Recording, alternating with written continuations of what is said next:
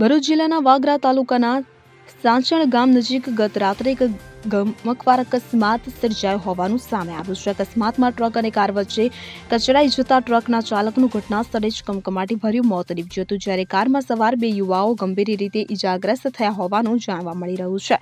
તેઓને ભરૂચ ખાતે રિફર કરવામાં આવ્યા હતા। મળતી માહિતી મુજબ એક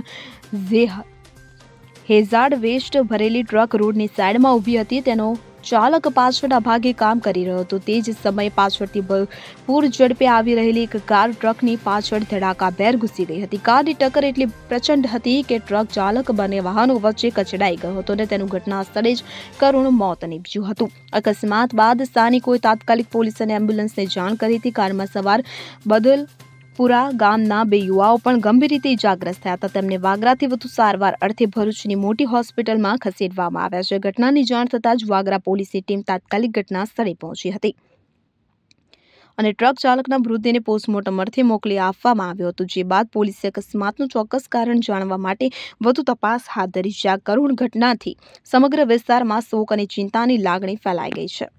સૈફ અલી ભટ્ટી સાથે CN24 ન્યૂઝ ભરૂચ। હવે જુઓ દેશ દુનિયાની તમામ ખબરો તમારી આંગળીના ટેરવે। ઉઠાવો મોબાઈલ અને ગૂગલ પ્લે સ્ટોર પરથી ડાઉનલોડ કરો અમારી CN24 ન્યૂઝ મોબાઈલ એપ।